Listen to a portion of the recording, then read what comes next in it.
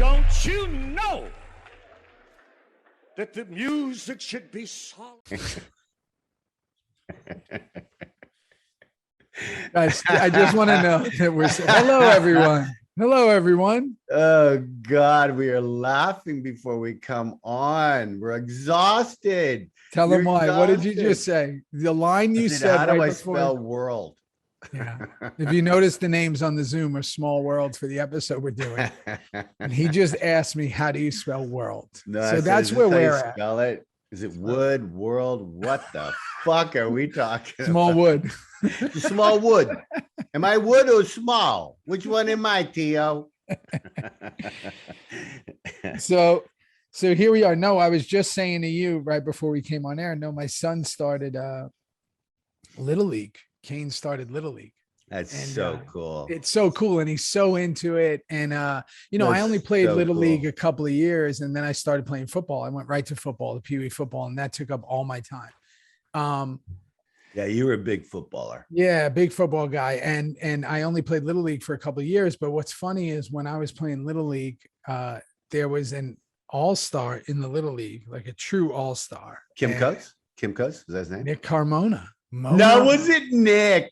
I mean, our boy. He was a giant among men. Literally, he was hitting like 3-4 home runs a game. Wow. So he was a stud. He's been FaceTiming because Kane bats lefty and throws righty. So he's got that's good. It's good. Yeah, he's got the George Brett thing going. That's really good. It's really good. And but we Kansas were also, City's Mona's favorite team. Speaking Kansas of George City's Brett. Mona's favorite team. George Brett is his favorite player. But we were Is he teaching him over Zoom kind of thing or looking at his stuff? Yeah, he's been teaching. Just sent him donuts for his bat to get his bat speed up. Remember, he's 6 years old. But we're in Texas. He's not trying out for the Blue Jays tomorrow yet. Not yet. We're in Texas. They take baseball very serious. Serious, bro. Yeah, no hockey. But baseball. No. Isn't there a hockey team close? Is there in the like, NHL? No, yeah, the NHL team. Dallas. Dallas. Yeah, Dallas. The North Stars, right?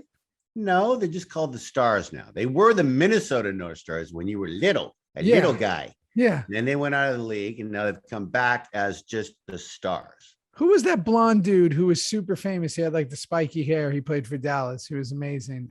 He was super famous, like in the Gretzky era. Can't remember, but they play in such a beautiful rink there, the American Airlines Center. It's gonna drive me crazy. Have you been inside there? Have you seen the basketball inside Dallas? I've never been to Dallas. My wife goes all the time. No, I haven't been. I haven't really been anywhere. I haven't been to Dallas. Oh, no, you've been everywhere. Actually. I've been everywhere. I just haven't been anywhere. Just you haven't been anywhere. But you know what that means? Like I was just saying this to someone. I've been everywhere, but I haven't been anywhere. Yeah, no, that's a great line, bro. You and I can say like you and I have been to Australia, but have we really been to Australia? Yeah. Well, I actually have because I've been there 3 times. Yeah, you've been. But the for time me, you and I went, no. 6 cities in like 7 days. Boom. I see hotels. Yeah. I see when I go film, I don't really see cities. How much fun do you and I have when we actually get the opportunity, like we did in Paris, to spend an afternoon or an early evening walking? Just walking. That's why I run every day. It was amazing. Yeah. I run every day so I can hopefully at least absorb a part of the city. Like when we were in Australia, as an example, we were in Perth, we were in Adelaide. I'd get up and go for that early morning run. So at least I can say, oh, there's a cleaners down there. There's a restaurant down there. Like at least I've seen the streets. I've seen the city. I do that everywhere I am. So I can feel for, even if a moment I'm part of it, because at least, and you know this, especially with the independent films, they try to put all your stuff together to block shoot it, like get everything every day together. Yeah. So if they're like, we love that, but it's a lot of work. We love it. But if they're like, hey, you're on the film, at this point in our career, it's like, oh, you're on the film for 16 days. It'll be 16 days in a row, not counting, the 2 days you have off. Right. And in those days, you're just trying to catch up. Right. Back in the old days, I remember I was doing this really horrific movie called The Informers that I was really excited for. It just turned out it's just a really weird film. Uruguay. It was in Uruguay. And I only worked 3 days on the film, but I was there for 3 months. No. Yeah. No. Yeah, because it was cheaper for them to keep me in Uruguay. Holy So crap. I flew in, I worked the first day, then I worked the last 2. So for 3 months, I'm sitting in Uruguay, like, okay, what are we doing here? You drinking a lot? Were you reading books? Were you Yeah, I was a mess. I was a mess. I actually lost one of my friends. I became really tight. It's a link to you somehow. Check it's this not out. Brad that you're going to talk about. Brad Renfro. Him and I became. That was the movie. That was the movie. Oh, you've talked about that to me in the past, man. Yeah, we got so tight. He was battling. He had been sober a year. I felt for that kid. I really was sorry about You did that. The Client with him. I did. That was his first movie. He was like a child. He was 10, 11. He was fucking incredible in that movie. Joel Schumacher went to, Warner Brothers and basically said, because they wanted, what's the kid from Home Alone? That kid, that star? Mm-hmm. Macaulay Culkin. Macaulay Culkin. They wanted him. And Joel said, no, you need to give me a month and I will find this boy. He needs to be it doesn't need to be a star. He needs to be real. And Joel went to Memphis. He went to New Orleans and he went to this incredible. He had no parents, Brad. He was at a delinquent. Grandparents raised him. His grandparents raised him. That's right. And he was at this little delinquent center. He was like 10, 11 years old. Mm-hmm.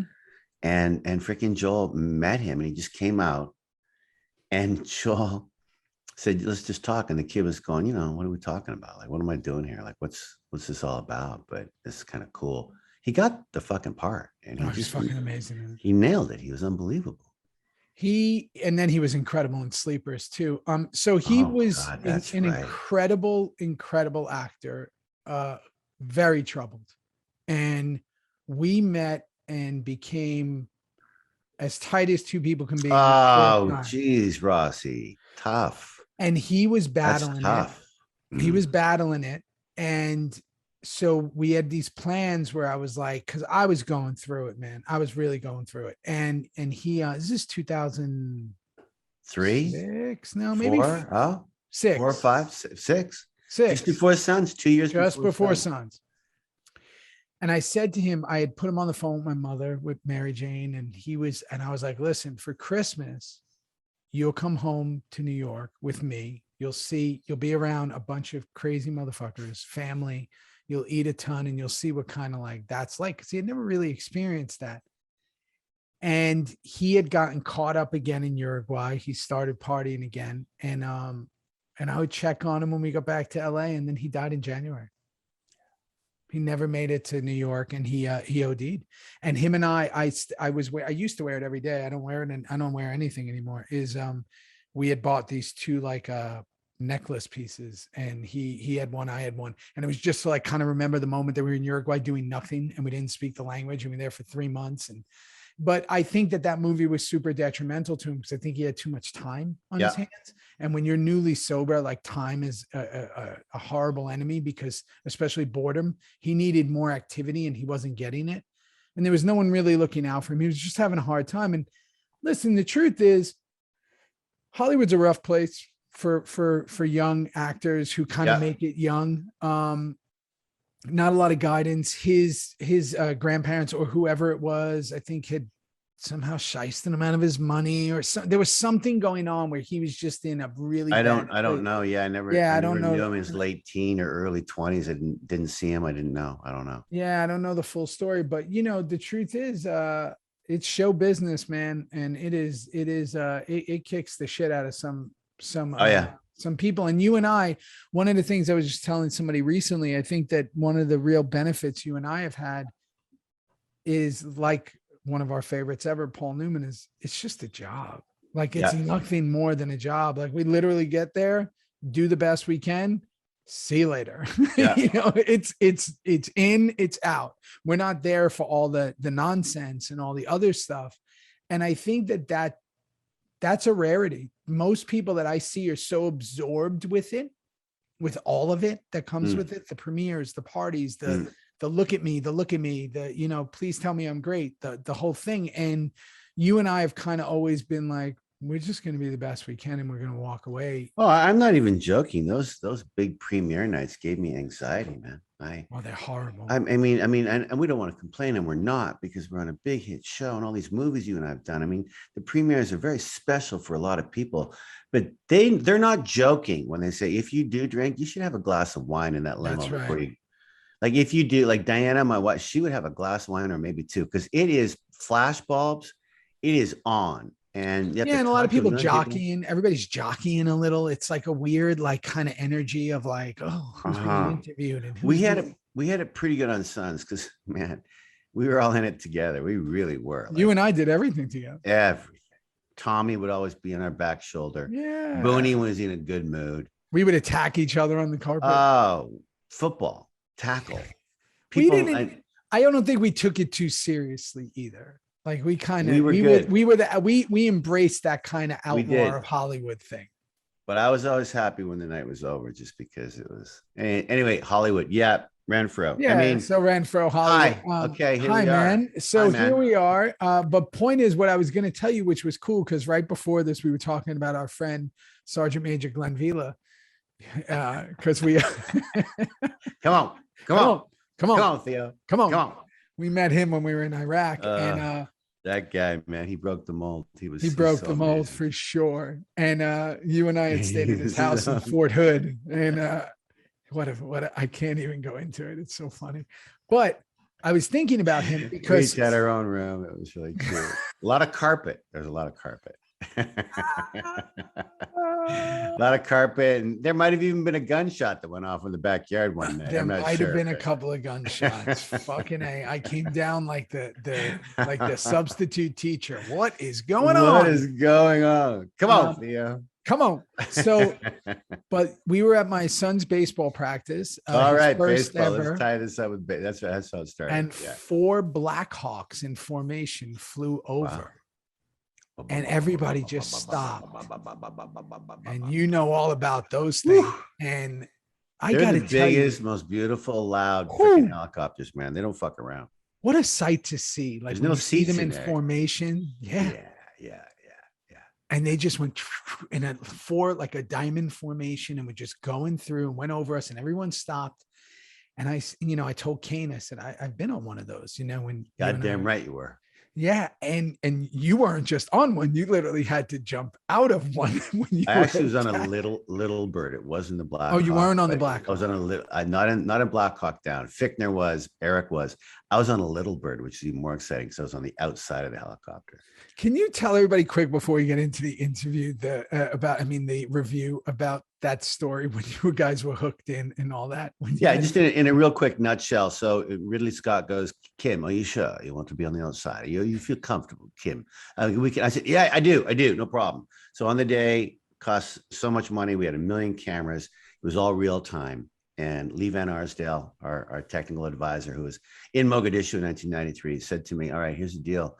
The 2 pilots, me, and a real ranger were I had 3 rangers on the outside of the helicopter and me, and inside was the real pilots, obviously.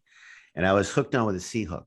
And I said to Lee Van Arsdale, when these things touch down, and the guys have to get off right away, because that's what little birds do. They touch down and they take off right away. They dump these 4 guys in an alley on a rooftop somewhere small. They can do all that shit. And he said, the only way that you really die is the guys can't get the C hook off. And then everyone has to stay until the ranger gets himself out of the. So I remembered that. And I was told by the head stunt guy, no matter what you do not unhook early. You do not unhook early, no matter what. So I had one little flight the day before, and they showed me where we were going to land. And they said, when you get to this Pepsi sign on the top of this building, you can see it on your left-hand side. We're going to veer to the right. And we're going to land in 18 seconds. Next day, here we go. I remember everything. I see the C hook. I'm practicing it. I got my M16. We take off. We're live. I'm going 1 minute in the movie. 1 minute. It was actually 1 minute. It's all real. And then it happened, Theo, where this beautiful little bird veered to the right. There's the Pepsi sign. And I reached over and I unhooked. I was free as a fucking bird. And I'm hooking on with my feet on the bottom, the things that land on top of the building or on the road, and these pontoons. And I'm hooking on. I've got my finger always on the trigger. You never take it off. It's always on standby. Anyway, we land. I got off that thing as fast as you did in football practice. I ran to my spot. The first AD was there. I had a couple of lines. I jam in the movie, my firearm jams. I play that whole thing out. We go down through the buildings. Everyone, Orlando Bloom's falling from a helicopter. It all freaking worked. And the only way we knew it was over was this siren went off.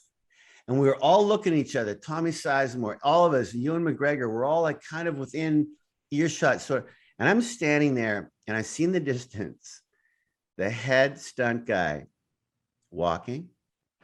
And he's kind of walking faster. He's walking really fast. And we're all so happy. And he comes right up to my face. And he goes, "Did you unhook early? Did you unhook early?" And I went, "No, I did not." "That was great. That was so great, Coatsy. You got off that thing so quick." I went, "No, that's the best lie I've ever told in my life." Oh my God.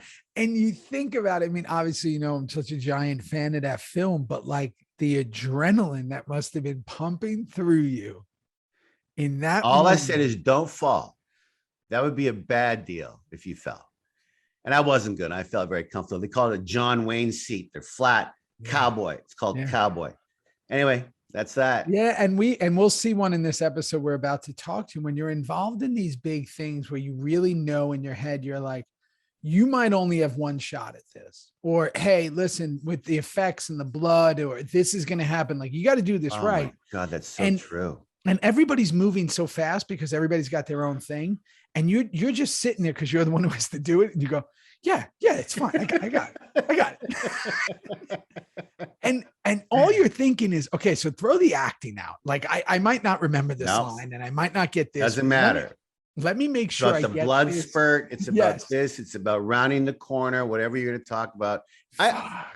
I like this episode. Did you like this episode? Oh, fuck. I loved it. I did too. I got it. This is 2 in a row. I don't think we've ever put 2 in a row together like this. I do too. I agree with you, Rossi. I freaking loved it. This has put season 5, which I thought became like a bit of a forgettable season in my mind. Like 7 is always 7. 3 was, you know, the ending was so fantastic. 1 and 2 are just so incredible.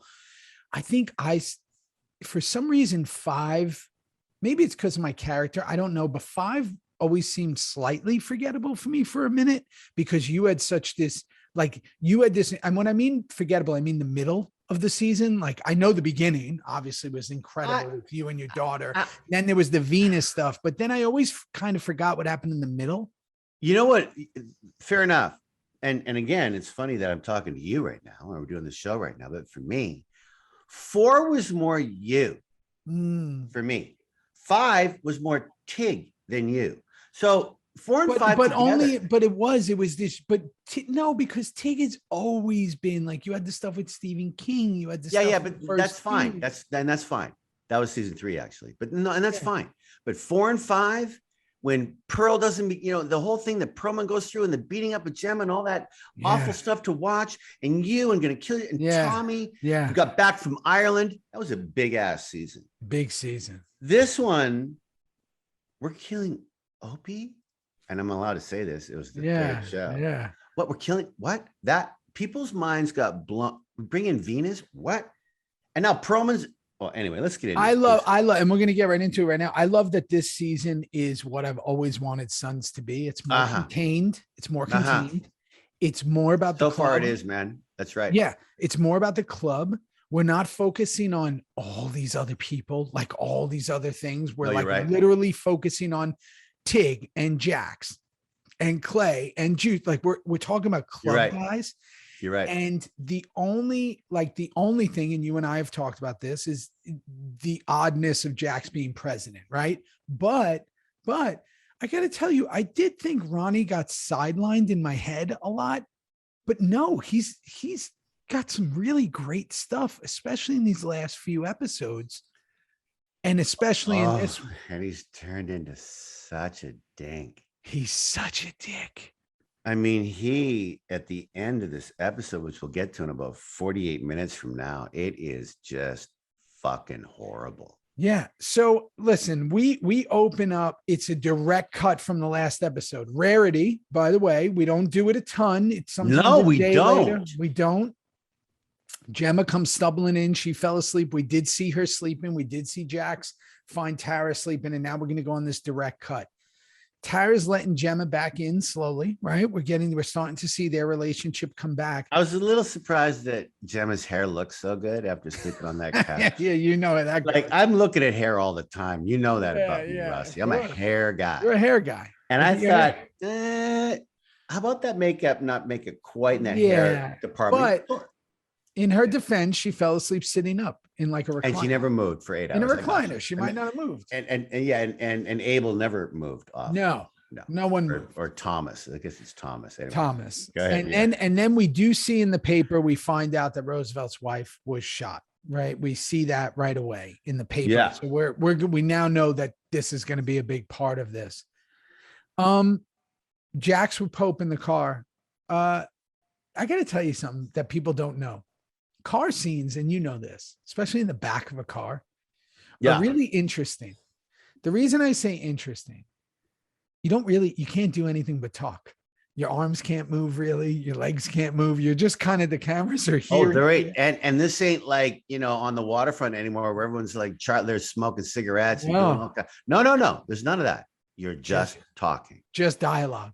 And did you notice how the boys have all new bikes now? They all have new bikes out there. They're all those big ass fucking Harleys now. Those wide glides, those bigger bikes that Ryan drove and Charlie. Bobby loves them. Those electric glides, whatever they are. They're big, they're beautiful, they're baggered out. Anyway, that was cool. But you know what I liked about this is I think that when you contain actors like that in a very small space and you just focus them on the dialogue, they're really good scenes. And that was I agree. It was a really good scene, except until the very end. You know why for me? Pope goes, "You're a very impressive young man." And I went, well, hang on a second. He's our president. He's my boy. I'm his boy. We're all in this together as sons. But really, what have we done that's impressive, really? I mean, I know what he means. What has he done? Is he just talking about how he continues the drug trade? Yeah, and how he's bringing it all together. And Clay's not the president anymore. And Jax is a young guy, and he's just very impressive. So that's what he means. So we get to Unser with Roosevelt. And, at the hospital. Yeah, and Unser, again, I think we're going to always show, hey, listen, here's the deal. There's a couple of characters on that show that had humanity to them. Opie was obviously one. Juice had a certain underlying humanity that really touched the audience with. And Unser's a good guy. No doubt about it. He's done some stuff. He's a good guy. He's done something. It's what a conflicted character, right? He's a good guy. Such a great character. So well written. And he wants to offer his help to Roosevelt. And then we find out she died. And it's terrible to watch. I was so sad, man. I knew she went, but it was so I didn't know. I thought it was the baby.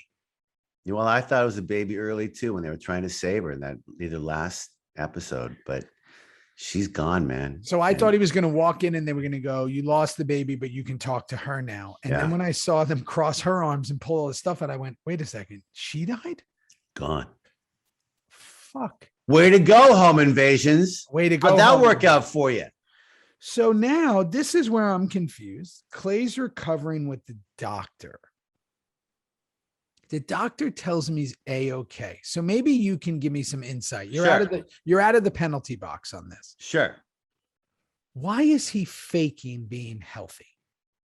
Because why? He wants everyone to think that he's on the down low, because he's going to make a lion charge back into this whole thing. Clay is, we still got to read this thing. He even lies to Juice. He lies to everybody. Yeah. Clay, I just went, Clay is lying to everybody. But there was a moment when he fucking at that, when he goes, "You don't need this anymore," he starts to walk out like a fucking lion. And then he puts it on. "Oh, I'm so sure I can't." So, okay. So he's doing that to pretend that he's weak. Like a fighter pretending he's weak. Correct. Until he's ready to strike. Okay.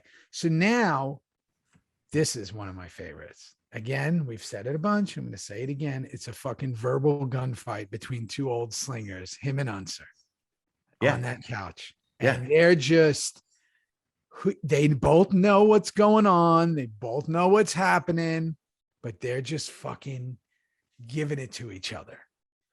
No, and they arguing it to each other as they always did. And at the very end, I said, they ain't real buds anymore. These two really aren't buds anymore. That whole friendship, they've known each other since high school or public school, whatever it's been, and the whole John Teller thing. And then Clay gets with Gemma and Unser's secretly in love with her all this time. The point is, it's fucking over. The friendship is really, really on the outs. And it was, but always a good scene with those two. And then we see Gemma walk in the fucking kitchen and she's got a friend waiting for her. Okay, like, was it just me? Or did Carla look like a mannequin? Like I didn't know what was happening. I had no idea. I thought she was a mannequin. I thought she was so still. I don't know who directed. She didn't move. No. And it scared the fucking bejesus right out of me. Well, Tig's scared of dolls to begin with. I'm scared of dolls anyway. Can't imagine mannequins. Kim Coates, I was through the roof when I watched this episode. Shit. I used to work in a woman's clothing store when I was a teenager. I used to be a stock boy, and it was a place called Canadians in the mall, right? So I don't know. It's called Canadians? Yeah, it's called Canadians. What it was in the Staten Island Mall. It's called Canadians. I love it. Great name, by the way. Great name. And there was just one of these like retail clothing stores, and I used to be the stock boy in the back, and it was all women who worked there, all older women. And here I am, this teenage, young buck, just trying to make a dollar. Pretty boy. You're pretty boy. Like yeah. That little football player boy. But I'll never forget, there was the stock room, and then there was a room full of mannequins.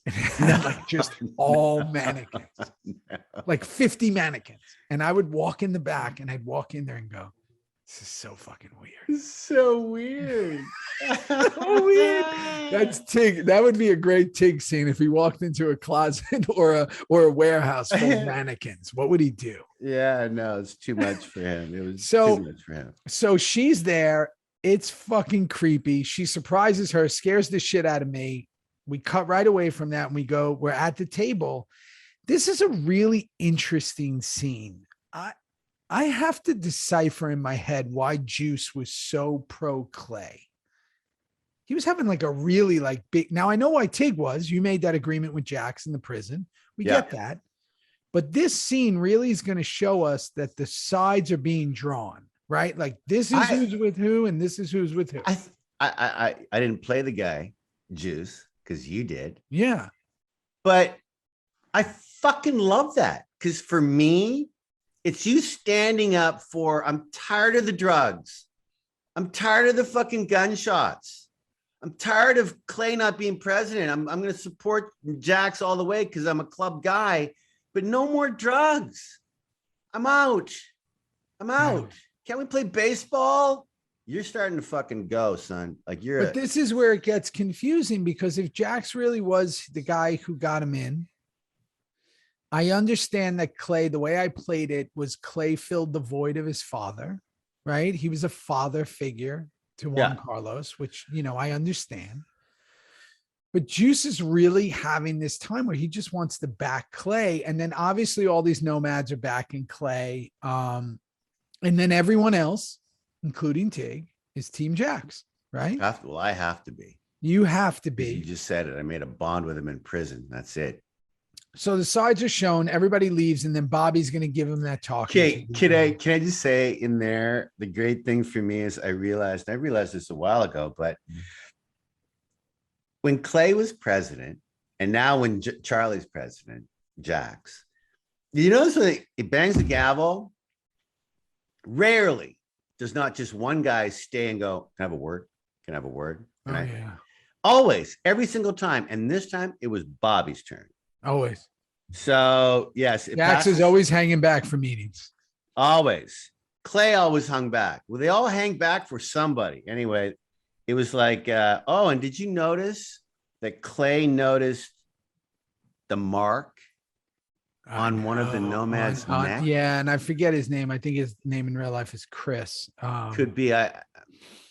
You He know, wasn't with us very long. those boys are with us such a short time. Yeah, but he noticed that bandage right away. And again, right there on the neck. This is all leading up to that ending that's coming. So yeah, Tara, again, did I miss something in the other episode where they told her to go talk to Otto? Yeah, they didn't really tell her, but she was listening. She was part of that conversation, and everyone was going, who can get to him? We can't get to him. We can't get to him. Tara goes, I can. Oh, okay. I missed it. And she fucking, what? She's going to go see Otto, trying to get him to change some shit about this whole Rico thing. I forgot about this entire storyline. Yeah, me too. So I forgot about that.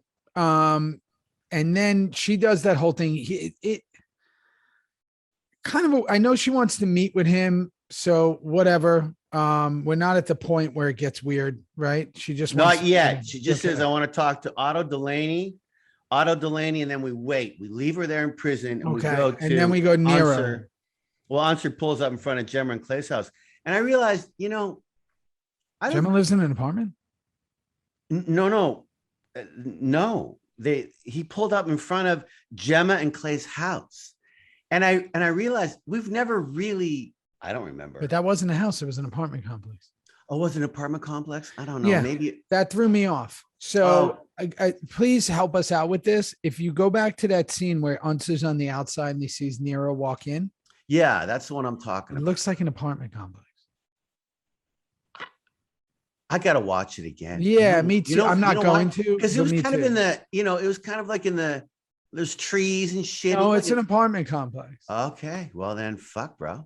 And if that's the case, I did not think that Clay and Gemma live in an apartment. They don't. I mean, come on. First of all, Carla, the mannequin, fired a gun. That's one shot. And there's going to be much more. So if it's an apartment, the cops are coming, aren't they? Yeah. Come on. So somebody send a screenshot of that so I don't have to watch the episode. When Answer's outside. If I watch it again because I did watch it. Okay. So she Answer's like, and again, here we go. Answer's fucking butthurt because he wants Gemma and him to, be in this relationship. So we cut to Nero walks in and she wants to see them together. So we're about to get into creepy world here. So, and Carla does that slanted gun thing again. Yes, I hate that. Can you explain to me why we do that? Why was that? Is that it's a gangster thing? No, it's a gangster thing. It is. It's equivalent to I remember seeing that in New York in the 80s. Anyone who had a gun would the sideways thing. Yeah. Oh yeah, that. You did I that think pretty it was. well, I think it was it's perpetuated in, and you would literally do it like you bend your arm and like yo, and it's almost like an antagonizing thing. It absolutely makes no sense in an actual gun. If you and we know how to shoot guns, it makes no sense in that aspect. But it's a thing. Okay. So yeah, you said that before, and I'm glad that you reminded me. Yeah, it's just a weird thing, and there she is. Creepy. Calling her sweet brother. Creepy. And he had a gun in his back. Of course he did. Wait, they're not there yet. Okay. She's just telling him they want to do this. So now we go Jack's meeting with all the leaders. Okay. Love this episode. Don't love this scene. Can I tell you why? I don't like it either. Were they going for comedy here or something? What were they trying to do? I don't know. But the Asians and the Mayans and the Niners were all meeting up and we're all trying to get along. The only thing that was great, and I swear, more than anything, I should probably go to sleep with it. When Emilio goes, Essie, when Emilio says it, yeah, it's like butter on toast. He is. Listen, he could do no wrong. No, never, not one syllable. And he's got that character down to a science. He keeps the octaves at a certain it's level. Unbelievable. It's unbelievable. There's a calmness to it. Again, we've watched, if you equate it to like a viper, we've seen him strike sometimes. Yeah. But Mo was playing his character very fidgety, and then Kenneth was kind of like laughing, and he's always got that crazy hair. And then Jack's does that like throwaway joke line, which is like, we should do this more often. It was kind of stupid. So the whole thing was stupid. I get it. It was stupid. Fine. We actually could have talked about it that it went down. We didn't actually need to see it, but anyway, go ahead. And then August Mark shows up and gives him someone's address, and pretty amazing what's about to happen here, because this gets fucking. I forgot until August. Billy Brown, gives that goddamn note, and I went, "Oh, wait a minute. Oh, wait a minute. You know what? Back in the Previously On, which was one of the most violent Previously Ons we've ever seen, there was a cut to that guard in the Previously On. I went, why are we cutting to the? Yeah, why are we showing him? Why are we showing the guard? Right there, baby. I remember for some reason we were filming that scene. I wasn't there, but I had worked that day on something else. I don't know why I was there, but I was there alone. At the house? I was like on the streets. I think they might have filmed that. No, day. I'm saying that you were on the streets for sure. You must have was filmed there. something with Ron. Yeah, I think it was the van part that's coming up where he goes, all right, Mom, No, I think that's right. Yeah. So I was leaving. No, Perlman was there too. You were both there. Yeah. You guys were all working because it was day. We were there at night. So we came in early. You remember they always bring you in early. 14 hours. Yeah. So I'm in my trailer for like a good 5 hours. And I'm like, what the fuck? Let's go see what the lads are doing. Let's go see what they're doing. And we'll get to that scene. Yeah, we'll get to it. Yeah. Okay. So Carla goes to watch. And she says, Can I please tell me what's going on. Can I just say, I wrote down, it's the weirdest scene I've ever seen. SCENESEEN. It's the weirdest scene I've ever seen. Without a doubt. What the fuck are we getting away with on? She says to her, you naked. He does. Boom. Buns out. And they're naked. Oh, and they are naked. Yeah. And she's got 10 o'clock FX Tuesday night. And she's got the gun out and go down on him. She says, go down on him. Half sister says, go down. What? I want you to suck his dick. Getting creepy. I'm so creeped out at this. Creep out. What the fuck? She's crying. Gemma's crying. Nero finally says, I've had enough. Gets up naked. He's going, I guess, baby. And then, and Gemma's starting to silently scream, can't do it. Can't do it.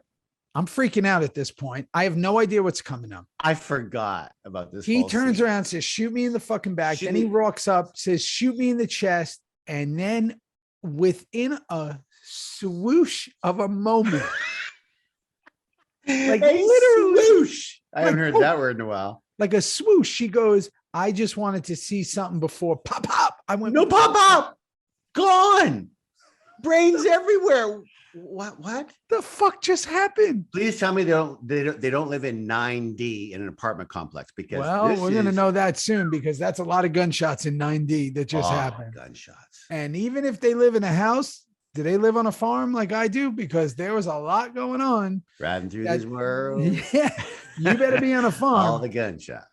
Fucking hell, that scene. And then when she hit and their reaction, and I was like, here we go. Sons of Anarchy, 10 o'clock Tuesday night. Gonna fuck you up. It's gonna fuck you up. Boy, we can sure say that. Hey, I mean, there were some of the weirdest scenes. It's gonna fuck you up. Things ever. Yeah. People. Water cooler. See what happened last night? You see what happened? You see that crazy mannequin fucking shot herself in the face? That's what happened. That's the conversation the next day. Holy shit. So now we get to Unser. He's checking out the crime scene. They must have let him in.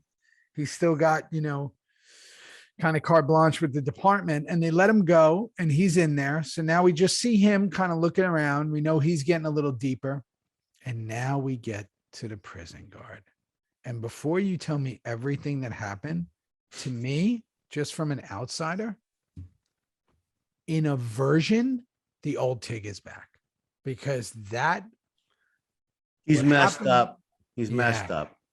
And I hate to say that because I don't really love violence. No, none of us we don't promote violence ever. But just the speed and the efficiency where Tig was like, it's not going to be a problem. That's not a problem. Look, that's Tig. Without even that is 2008 Tig Traeger. Shoot first, think later. Shoot first, think later. Yeah, no, there's no problem here.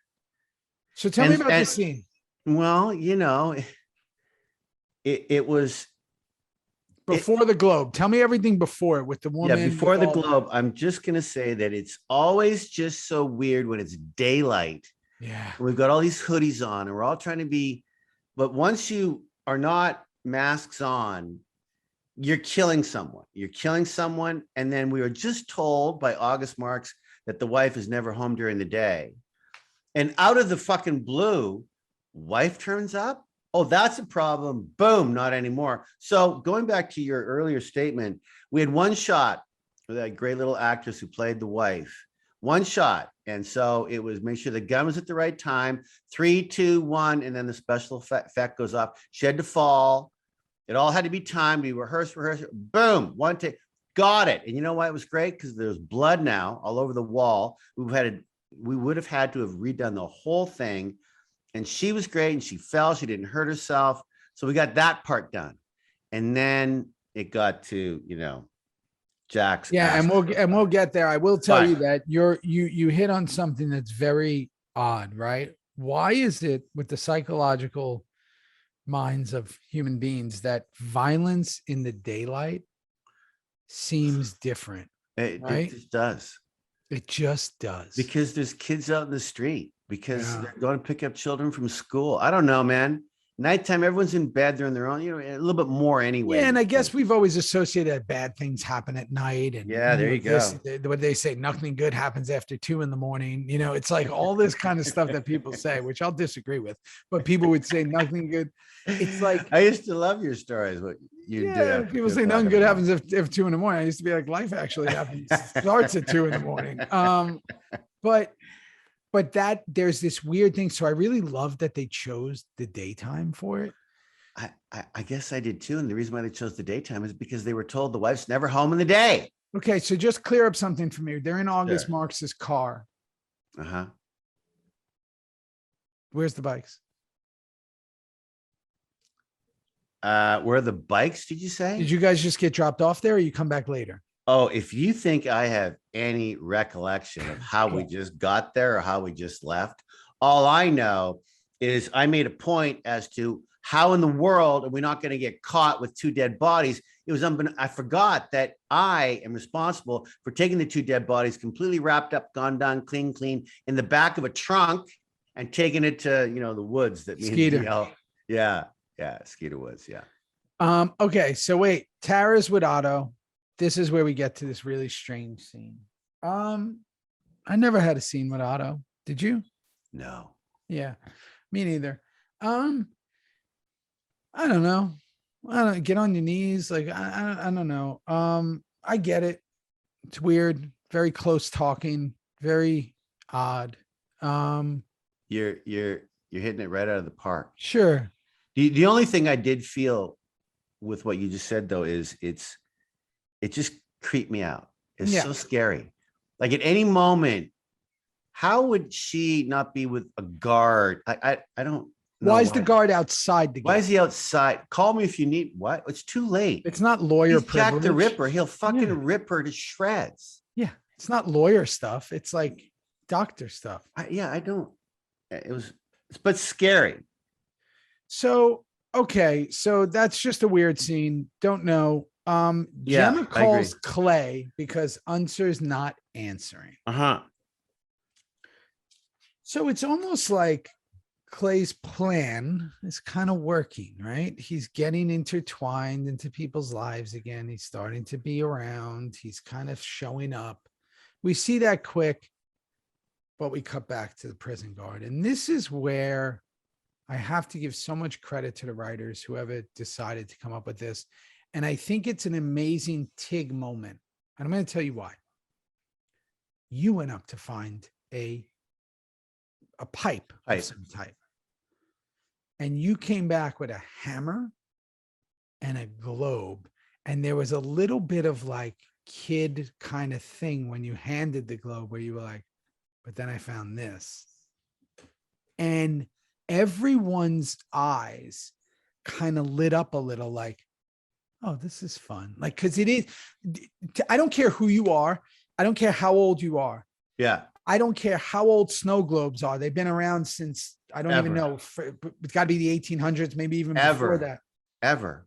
There's something cool about a snow globe that when you hold it, you shake it up, no matter who you are, and you just stare at it for a minute. You get lost in this world of the snow. The greatest thing at Christmas. It's the fucking greatest thing. You shake them and you look and you see the snow because they're never going to fall the same way.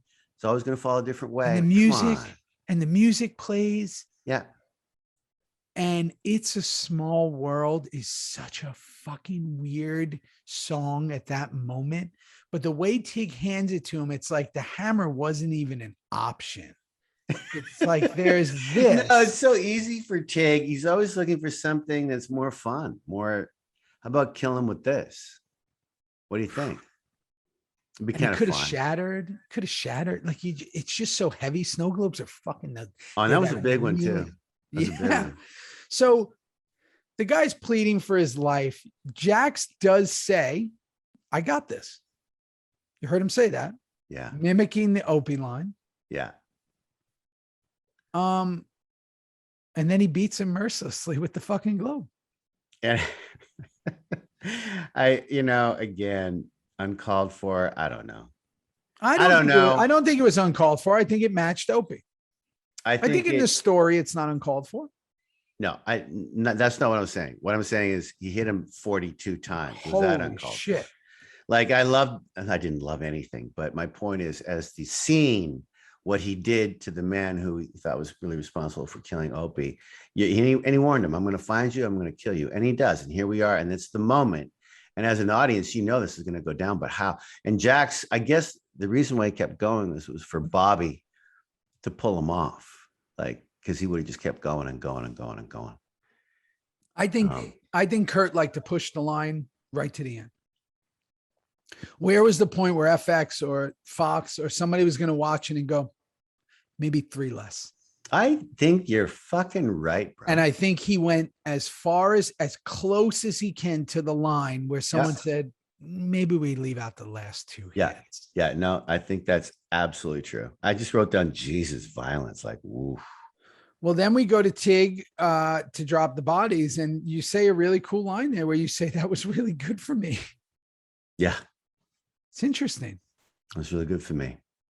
I released some things. Is that where Tommy gives me a little kiss in the cheek? Yeah. What a great move by Tommy, by the way, to make that a choice. And Tommy on that day, I remember it worked so fucking well that he wanted to do it again. Give me another one. And I went, we can kiss after work if you want. Like, we're trailers right next to each other. Trailer. I'm always beside you and Theo. Yeah. Come on. But Tommy, and this, bro. I mean, he has a way of knowing when you have a chance to get warm or something or noticing something. Chibs would be right there saying it. Like what his instincts are off the charts as an actor. Some people live and create a scene before they get into it, and I think that's a problem. Yeah. Tommy seems to be creating the scene while he's in it. And it did. And he put his arm around me and he was sort of close to me. And how you doing? I really need. And he packed me right in the cheek. Yeah. Like, anyway, good for him. Good for him. So now Tara's going to pick up the kids. Yeah.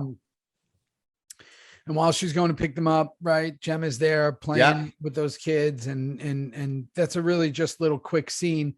We go back to and you're seeing the weight of everything Tara had to deal with. But now we go back to Jax with Pope. Yeah. And that's when Pope gives him this, kind of wisdom, the Buddha wisdom of look inside. It's look inside your own team, ultimately. Assures him that these home invasions that we're really building up, they're not him. They're not him. Nope. So we go to this really good scene. I'm going to tell you why I think this is a really good scene. Gemma runs into Unsern. In the hospital. That's right. Yeah. There's a lot of layers to this scene. This is a great scene, by the way. It's like a roller coaster ride. She's in a rush. Yeah. looking for someone. He doesn't want to talk to her. She Yes. says, hey. So here we go. We're going to jump on the ride. Strap in, right? Pull the bar close. We're going on this ride. And what happens is he's got all this underlying issue about Nero. She doesn't know what the fuck's going on. Nope. Best scenes in the world are when someone knows something and the other person doesn't. Because Or they don't know what you're talking about anyway, right, for sure. What is going on here? Yeah. And then she kind of gets it out of him. And he's like a pound dog. You know, I always say that like the old school version. He's like a rescue puppy. Like he just wants affection and he wants it from her. Right. And then he tells her the worst thing I think that you can say to a person in this world. Oh my God. I don't know exactly what you're going to say. Like, I think that is the worst thing you can say to a human being. Not a curse word, not a whatever, not all the words that people get offended by. I think the worst thing you can say to someone in this lifetime is you're going to die alone. Yeah. We all die alone. We all do die alone, but do we die alone? Yeah. When he gives her a chance to have a conversation a little bit early and she sloughs it off as to Wayne, what's wrong? What's wrong? He goes, you've got no friends, Gemma. You just have people who do shit for you. Oh, fuck. You've got no friends. All you guys, people, and he's one of those guys who does shit for her, but she kissed him to get something from him last season, whenever that was, whenever that little kiss was. And good for fucking Unser, man. You're gonna fucking die alone, just like me. Whoa, Theo. It's horrible. Before we go to season 7, son. Yeah. He's on to something. Now you think about it, he's on to something, but man, he's on to something. And he pushed the button on her. So great scene. Now we go to Roosevelt being crazy in his Jeep Cherokee. He attacks the club. Yeah. And he says, I'm going to crush your club. Yeah. Jax tries to make a truce. It's not going to work. He's in pain. Bobby goes flying off the bike. Yeah. That bike's down now, right? And I think he'd been trying to get rid of that bike for probably since season 1. Well, he had that old beat up goddamn look beautiful big 8 bars, huh? Look beautiful, but it never really ran. And that one was destroyed when I, was in the hospital with him and those bounty hunters. That episode, that bike was gone. Yeah. Now this one's gone. He never liked this one either. No. So he gets it the third one, I think. Probably. And he likes those big bikes like you like. Electric bikes, Yeah. So now we go to Clay and Nero meet up at the house. It's a and can I just say one more thing? But it's great. One more thing about that fisticuff with Roosevelt. And I want everyone to understand that the reason why it went that way is so that when we cut back, they had already had the conversation that his wife is dead, that she's gone. We didn't have to relive that. So they get some punches in, some boom, cut out of the scene. And then when we come back, they've already had off screen. So it's an off screen, and it's good to expedite the storytelling. So that's why that happened. Yeah, and I agree. That's because you think like, how would they know? And the only other way would be if someone like Gemma called Jax or texted. Yeah, no, it happened right there, and he told them, and he goes further and says, as you just said, I'm going to crush your club. Oof. So now we get to Gemma at Clay and Nero meet up at the house. It's a super short scene, but it's really good. It's a really good. Yeah. It's a really good scene. Clay's really good in this episode. So good. Yeah. Ron's really good in this episode. It's just them walking into that living room, got the table between them, kind of. And when you want to talk about having something over on someone. When you say, I took care of that body for you, it's like, you see it on Nero's face where he's just like, holy shit. Yeah.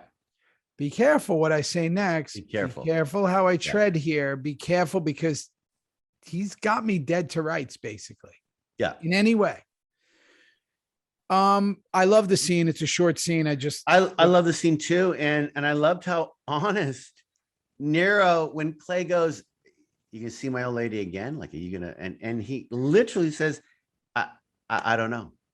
He doesn't know anything at that moment. That's the truth. Yeah, he doesn't know anything. His half sister, who was kind of in love with him, Ooh, blow her right in front of him. He'll have that for the rest of his life in his memory bank. Now, Clay, the husband of Gemma, who he's told not to, stoop anymore. He's coming to the house, done some dirty work for and he got rid of the body of his half sister. And he got rid of the body of his half sister. Complicated stuff, bro. And he lost his brothel or whatever it was, and he's got to build a new one. Yep. Because he loves Nero's got a lot going on. Yeah, he does. So Gemma's at the bar drinking alone. Here we go. I do love seeing anybody from Sons outside in public, so I kind of was enjoying this. So do I. I was hoping she would have an interaction with the bartender. I was hoping someone would say somebody. Something. Yeah. Hey, Gemma. Haven't seen you in a while. I was hoping for one Gemma. of those. Hey, Gemma. Haven't seen you at the drugstore in quite a while. Where you been? I brought my car in the other day. You weren't there. I would have liked like something like that. Something. Yeah. Hey, they got to fix the candy machine at TM. And she's like, fuck off. Like something where just something. Right. So then she's there alone. We see her. But can I just add? That is why they didn't do that great suggestion that you had, because Unser just said you're going to end up alone. And that scene was all about, guess what? Alone. You're fucking alone. Yeah. Go ahead. But it would have been fun. It would have been funny as shit. Tara's with Bobby and Jackson. Everyone's lying to each other. Why is Tara lying now? Everybody's lying. Why? Don't know. Because she couldn't do it? Because she didn't come through with it, or maybe she got the wrong answers from Otto, or maybe. Does she try again? I think so. Yeah. I think she does. I think so too. I think, some bad shit goes down. All right. Yeah. All right. So then we get back to Gemma at the bar, and she's with Joel McHale. Do you know who Joel is? I do. I recognize his face right away. He used to host The Soup. Is he this is the only scene that he did for us? No, he comes back the entire next episode. Oh, okay. There you go. So apparently there's something going on. We're going to find out, but he has a bigger role where you guys go and track him down. Again, I'm guessing. So, oh, fuck me. Yeah. There's something going on with you guys on the side of the road. Yeah. That's all I remember, because it was in Entertainment Weekly or something. So Gemma's at the bar with Joel. Yeah. I don't know, because I wasn't there. He was also on a good show called Community, but that's a quick scene. He's doing all that creepy mom stuff. And then we get to Juice dropping Clay off. We have that scene that we spoke about earlier. I hated driving that van more than anything. Why? You know what? I got to tell you something about me. I drive a giant truck in real life. Yeah. That's about the size I kind of like is, and I know that sounds weird to even say that, but like I drive, like a Z71, like a big Tahoe. I don't like vans. I don't like Winnebagos. I know you know, one day we'll get into that story. Well, the first thing you know, well, it takes me there. I got my Winnebago over there. I just you're a like geezer when you things. buy a Winnebago.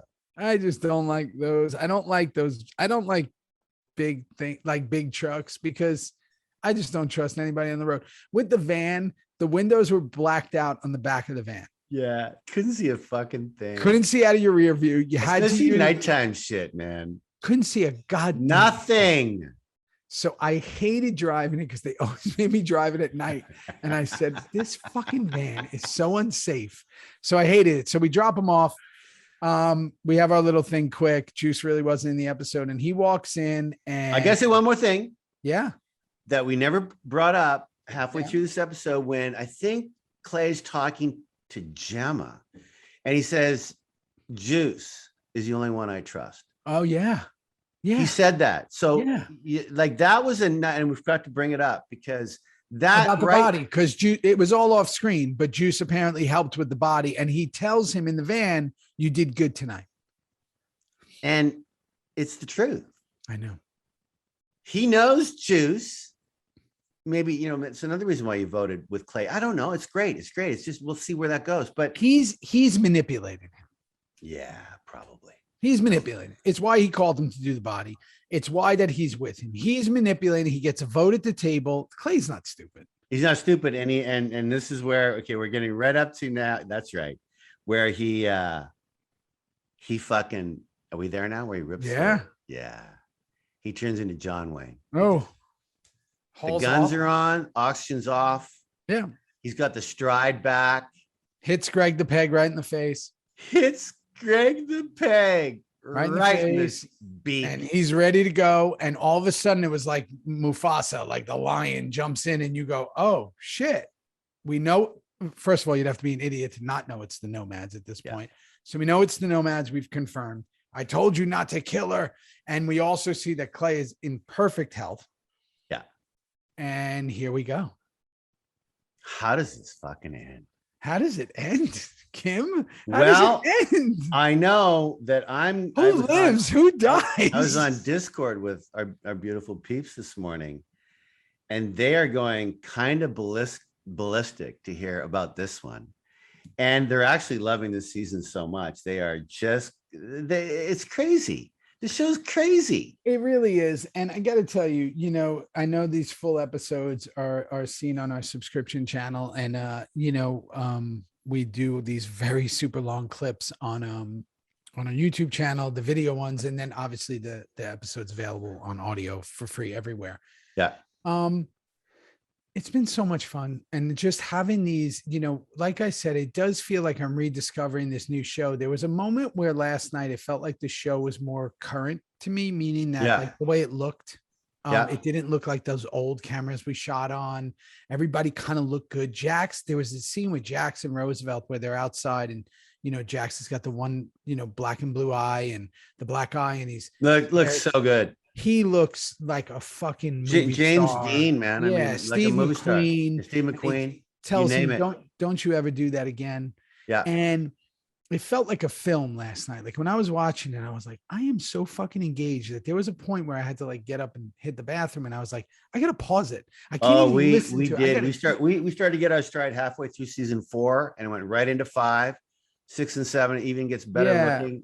It's crazy. It just looks beautiful. It's so cinematic, and the performances are super tight. There's not a fucking false moment. No, there's not a. Every character that speaks, even if it's as little as Filthy Phil voting yes in the thing, everyone was on their game. Yeah. Not like you with electronics and technology. I've had a good day today, though. You've had, your camera, this new camera. I have a new camera. If you're not seeing this, this is worth. If you're not joining us, this is worth the $5 for this. This is worth $5 a month to see this for an hour. Like, how good do I look? Wow. I mean, this is 2K, 4K, 16K. Can't believe it. No, for you to even start the day off before everyone joined here and going, wait a minute, what the fuck is going on? Oh, when you came on, this is your new camera day. Whoa. What is it? I had to show up what kind it was. You went, I might get that. Like, you got a white background now. I always usually look better than you. You always look like you're on the run. Well, no. This just happens to be my little stopover 4-day thing, you know, and then you're on the run again. I'm on the run. On the road again. On the road I got my baby Kimbo on the road again. That's me when I'm driving down these roads. I always sing that song, Country Road, take me home. You don't know. Place I belong, West Virginia. That's where I always stop. Mountain Mama, take me home. Country Road. John Denver. Well, I'm gonna go continue. Hey, John Denver, see you, buddy. Hey, man. See you later, bud. I love you. Here's call the me deal. later. Let me know what's happening with you know what. Wink, wink, I will. nudge, nudge. Wink, wink, nudge, nudge. Let's see what the fuck is going on. We'll I fucking love tonight. You. Let me know. Love the Meg. I'm going to hit stop because I think just so everybody knows, we got to do some greetings quick. So I'm hitting stop. Bye. Love you. Bye.